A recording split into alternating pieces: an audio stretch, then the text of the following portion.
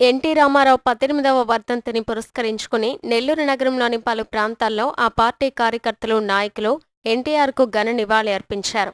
పలుచోట్ల పేదలకు అన్నదానం చేశారు. నెల్లూరులోని నర్తకి సెంటర్లో ఉన్న ఎన్టీఆర్ విగ్రహానికి నేతలు పూలమాలలు వేసి నివాళి అర్పించారు. ఈ సందర్భంగా టీడీపీ జిల్లా అధ్యక్షులు బీదా రవిచంద్ర మాట్లాడుతూ అవినీతి రహిత పాలన టీడీపీకే సాధ్యమని తెలియజేశారు.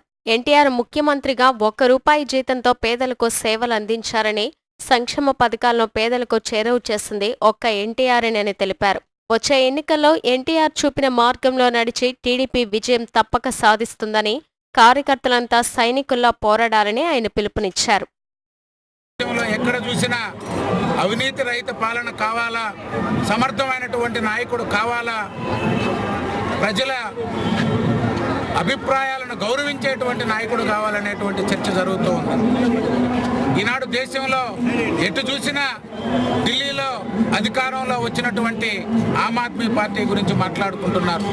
ముఖ్యమంత్రిగా కేజ్రీవాల్ గారు ప్రభుత్వ వాహనాన్ని వాడుకోకుండా, ప్రభుత్వ బంగళాలను వాడుకోకుండా పరిపాలన అందిస్తున్నాడని చెప్పి టీవీల్లో పదే పదే చర్చలు చూస్తున్నాం.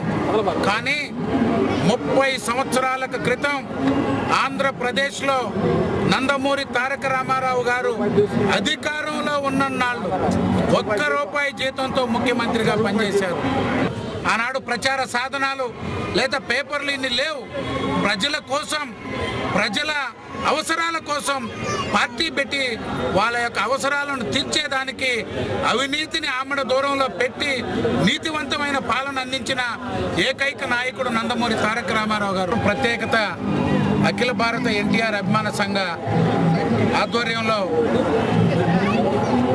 చెన్నై బజుల్లా రోడ్లో ఎన్టీఆర్ గారి విగ్రహాన్ని స్థాపించాలని చెప్పి నిర్ణయం తీసుకోవడం జరిగింది.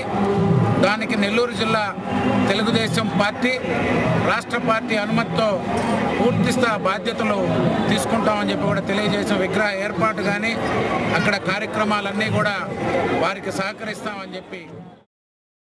అలాగే నెల్లూరు రూరల్ నియోజకవర్గ పరిధిలోని ముమ్మారెడ్డిగుంటలో కిలారి వెంకటస్వామి నాయుడు ఆధ్వర్యంలోనూ ఎన్టీఆర్ వర్ధంతి వేడుకలు ఘనంగా నిర్వహించారు. ఈ కార్యక్రమంలో జిల్లా అధ్యక్షులు బీదా రవిచంద్ర, ఇతర నాయకులు కూడా పాల్గొని ఎన్టీఆర్ చిత్రపటం వద్ద పుష్పగుచ్చాలు ఉంచి నివాళి అర్పించారు.